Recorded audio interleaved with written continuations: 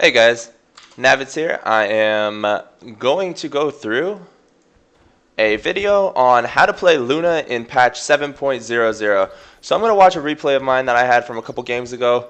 I think we got off to a really good start and things went pretty well for us, but the more important thing I want to talk about is just the general concepts of what's important with playing Luna.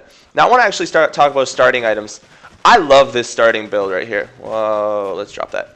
I love this starting build right here, going for 8 tangos with 4 sets of iron branches. Now, the build that we're going to go for is going to be a Ring of Aquila into a Dominator, and then quickly pushing lanes and transitioning from there. The reason I don't want to talk about going forward from there is because there's a few different options you can do.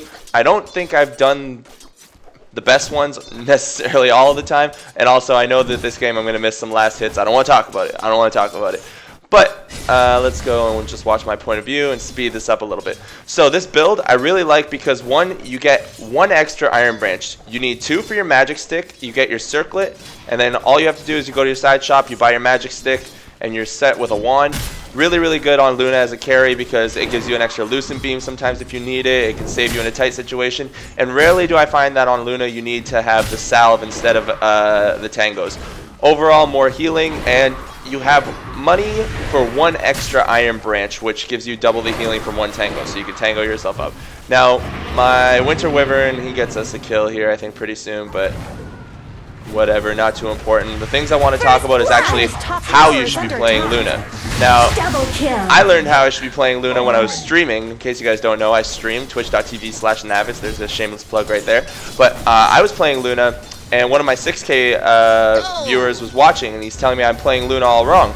I didn't think I was playing Luna that poorly, but he explained things I could be doing better, which I'm going to talk about this game. So one of the things that I wasn't doing is I was skipping Ring of Aquila. Now, in almost all of these builds, this is the Tortellini build guide. Aquila is pretty much standard. The reason you want to get an Aquila is so you can push lanes, and the reason you want to push lanes is so you can take towers, leave your lane, and start pushing other lanes with your team. Luna has Lunar Blessing, which gives you a passive aura bonus damage. Early on in the game, this is actually pretty underratedly powerful, especially if you have right clickers on your team. So, oh no. Awesome if you have a lot of right clickers. In fact, sometimes you want to consider going, if you're going to be team fighting a lot, most Luna builds tell you to get your Moonglaive maxed out first because the 6 glaive bounces are fantastic. And especially if you're going to be in the jungle farming or doing something like that, yeah, definitely go with the Moonglaive bounces. And since this build does include Helm of the Dominator, you can stack camps for yourself, and the Moonglaive bounces help you farm extremely quickly.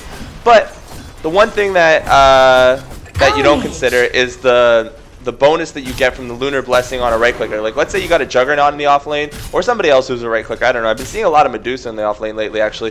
But if you have somebody else in the off lane who can benefit from this Lunar Blessing, you should consider upgrading that first before you go max out on the Moonglaive. So first, you're going to get the Aquila, you're going to turn it on, you're going to try to push your tower. Luna is a strong pusher. One of the strongest advantages of Luna is that she has ridiculously good farm rate, and 2, she's a ridiculously good pusher. She gets off to a great start, and her Eclipse can be used to, 1, defensively save your ass, and 2, offensively fuck people up. It's awesome. Obviously, you guys know how Eclipse works if you're watching this video. Probably, maybe, most likely. So I'm trying to get my Aquila up. We've been bullying these guys in lane. I think we got 2 kills on them already. We're just going to keep trying to do as much damage as we can and push into this tower. Now, I know my lane mechanics aren't great this game. I didn't play fantastic, but that's not the point. The point is that I want to get my Aquila. I want to move forward, and let's just speed it up a little bit, get to the point where we're able to take this tower. So what my 6K player, one of my 6K players is actually Stars Dota. He's primarily a Meepo player. What he was telling me is we were talking about the difference in 3, 4, 5K players, and I was saying I can't tell that much of a difference between 3, 4, and 5K, and he was explaining why my movements around the map were so bad. One of the things you should be doing with Luna is 1, take your tower. 2, after you get your Helm of the Dominator, one thing that a lot of people forget to do is get themselves one of these. I want a free camera. I don't want no fog of war for a second. Can I get rid of fog of war? No, I can't. Okay. One thing that I want to do is get myself a satyr. People underestimate how good satyrs are at pushing lanes, but you want to be able to push lanes. So if you're able to get yourself a Helm of the Dominator and take this tower, you go into your jungle camp. You can farm your jungle for a quick second, get a little bit more gold, farm your jungle, and then before you teleport bottom to help your offlaner push this bottom tower over here, you can actually get yourself a satyr and send him to your lane, and with his he's a ridiculously good lane pusher. You just have to be able to micro a little bit. So he can push your lane out, which keeps your tower alive. That's something that people don't really consider, because a lot of the times when you go to the off lane to help your team play, you end up falling behind, or not falling behind, you end up sacrificing your tower because nobody rotates, especially in lower MMRs. This is one way that if you're lower MMR and you don't want your team to get pushed in, you can just get yourself an off lane creep, or sorry, a satyr creep, and keep your lane pushed back with that creep. So all you have to do is learn how to micro a little bit. I come from StarCraft, so microing two different units is no problem when you're used to microing armies. But now here we go. So we're at a position in the game right now where I've got my Aquila, I'm building up my Dominator, and we just took our tower. I'm happy. I should have my Dominator by now. I think it's in the courier. I think it's on the way right now. So I'm getting the Dominator. Now I'm teleporting bottom. My goal right now is to take this Monkey King's tower. What I should have done, I think, yeah, check this out. So inside of this courier, I've got my recipe for Helm of the Dominator. What I should have done is this. I know this shrine is up. I should have gone. I should have farmed this camp, farmed this camp, farm this camp, and seen if I could have got a good creep, maybe an alpha wolf or something that would have been beneficial to this push down here. Now, it's not bad that I went right away, but waiting a little bit I think would have been the better move overall. So we're going to continue with this. The Dominator's on the way. Oh, another thing you might want to consider is getting the Headdress early before getting the Ring of Aquila, because it gives you a lot of regenerative powers, and it's an aura. So just the thing to consider if you're getting pressured a lot in lane. But I did go with the 8 tango opening build, so I wasn't too worried about that. And we got a couple easy kills on them. So now we're pushing bottom lane. This is not the satyr you want to get. No, that was bad. That was bad. That was bad. That's not the satyr you want. The satyr that you want is, get out of here, is right here. Hold on. This Satyr Tormentor. So his shockwave is ridiculously powerful. 160 damage, 8-second cooldown. 2 of these put on a creep wave will send that creep wave back and keep it pushed out for a long time. So you keep one of these. If I was able to find one of those satyrs, or if I grab this alpha wolf or almost any one of these big creeps and just used it to push with my wave up here. I know they're not putting a lot of pressure top, especially because my Aghs is doing things. Is that my Aghs? Yeah, that's my Aghs, I think. Not my Aghs. Who is this? Whatever. Somebody's doing things. My bounty hunter's doing things. But anyway, but if they were putting more pressure top lane, then I would need to be able to defend this tower. I TP'd right away. And right now I messed up. I accidentally grabbed this this little satyr, and it's not the worst thing in the world. Where is he? It's not the worst thing in the world because he has mana burn. But I mean, I would have rather had the big one. So let's continue. And I'm just going to keep pushing bottom lane. Now, I'm at the point in the game. I'm at a point in the game where I've got my Aquila, my Dominator. I should be upgrading my boots soon. I think I die here. Yeah, I fucked up. I wasn't paying attention to where the Monkey King was. I died. But either way, I'm going to come back bottom. I talked to my team. I said I'm coming back bottom and I will push this out. This is the situation that I wanted to avoid over here. So now the lane's being pushed in. If I had a Satyr creep or I had an Alpha Wolf or I had anything, we'd be totally fine. So I'm TPing back bottom, and my objective right now, I want to take this tower. This tower needs to die. I need to get it killed. And I come over here and I grab another creep. Make sure when you have a Helm of the Dominator, you are dominating creeps because it's one of the best things about it. It's very, very useful. I send the Tornado over here to check for Monkey King. My Timber Saw's looking everywhere for him. There we go. We get another tower kill. Okay, so we're up 2 towers to none. Luna is really good at pushing towers. And now you're at a situation where you can do something to artificially increase your farm rate. The way that Stars, my 6K guy, explained it to me is you take over the enemy's jungle. So now we're farmed. I don't think we're going to do this because we're pretty far ahead. I'm pretty sure we're going to push this tier 2 if I remember correctly. But we're ahead. I can take the enemy jungle, farm it up for a little bit, keep getting creeps while my Mirana takes my jungle. We can keep lanes pushed out. We basically are at a position right now to increase our farm rate exponentially compared to the other team, especially because we're ahead in towers. The other team isn't safe to do a lot of things at this moment. So let's keep watching. Let's see what we do. So I start farming.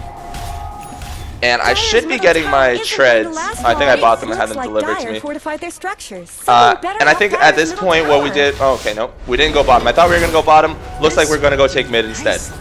So now we're looking to take mid down. This Disruptor saves Shadow Fiend for a second. He's still alive. I don't know why he's staying there. That was kind of dangerous of him because we have a Legion. But, oh well. Luna gets... What the fuck am I talking about? We have a Legion. They have a Legion. That's my bad. Okay, I got barely saved right there. Barely saved. I derped. But anyway, we're pushing mid now. And this is a situation, like you see how much we've been team fighting? I made a mistake. I went for Moonglaive. I think I should have gone for Lunar Blessing. If I would have went for Lunar Blessing, I'd give my whole team more damage just to be able to, you know, have better fighting potential. We do have a Timber Cell. Like our team isn't really right clickers. We're kind of magic dealing damage. So the Moonglaive isn't that big of an issue. But I still would have preferred to have the Lunar Blessing in this game. I think. So we're just pushing in. Now we're gonna take mid tower, and we're at a point where 16 minutes in, we've got their 3 tier 1s. This is an objective based patch. This isn't a farming patch. You take objectives in this patch. The person who gets the tier 2s down the quickest gets rid of the shrines, has full map control. And having map control in this patch is huge. Alright, they just caught our Winter Wyvern. Things are happening. And now I'm roaming around. At this point in the game, I think we're going to go and try to take this bottom tower. Ooh, get a kill on the Shadow Fiend. Nice. I think we're going to try to push out this top tower. And what I think we should have done instead is, instead of taking that top tower, is when Winter Wyvern was over here, if we all rotated into their jungle, we could have farmed their jungle or kept it occupied and pushed bottom tower. They do have 2 jungles, so I guess now in 7.0 you got 2 jungles, so I guess we're kind of keeping it occupied over here and it's a little bit safer. But yeah, I guess either way is okay. Now one thing I do a lot in this patch, but I wish I did differently, is I almost always opt for a fighting build, where I think sometimes I should go for an Aghs Scepter. So that's the thing that I wanted to talk about next, is the transition from Helm the Dominator and Ring of Aquila. I think actually buying an Aghs Scepter on Luna is so high value at this point in the game. I think I'm going for a Dragon Lance right now, but if I went for an Aghs Scepter, think about it. Monkey King ults, I just drop my ult inside of Monkey King's ult. His is nullified. Legion duels, okay, Legion's dueling someone. Unless it's me, I can drop my ult on top of him, like from a distance. I'm safe. So I can stay in the background. I can be safe. I have to look at their team, see what's going on. It's a judgment call you have to make based on how you're going to be fighting. But I think this game, going for an Aghs Scepter, it also beefs me up a little bit, right? Like, Aghs Scepter does give stats. So I think that would have been the right call. And right here we had vision of them. So, oh, I didn't get that Legion? I thought I had him. Oh, I could have sworn I got that kill in game. Oh, well. But I think that's a better call this game, is to go for Aghs. But you can't transition into either like a Hurricane Pike at this point, or maybe instead of a Hurricane Pike, just a Dragon Lance. Manta's always good, obviously, with Luna and her illusions for pushing. But Manta's an expensive item. Like, Manta costs almost 5k, and a Dragon Lance is 1900. So to beef you up and to fight more quickly, Dragon Lance is a nice upgrade. So we're pushing in.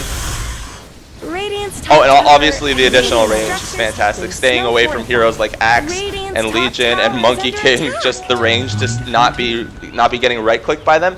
Very, very beneficial. So now we're just going to start pushing bottom tower. I think after that we transition to mid and then bottom. I keep saying bottom for top. I'm sorry, guys. That's My brain isn't working the way it should. I woke up from a nap that I shouldn't have taken because, I mean, I was only awake for like 4 hours, and instantly I was like, must nap now. Why? Don't know.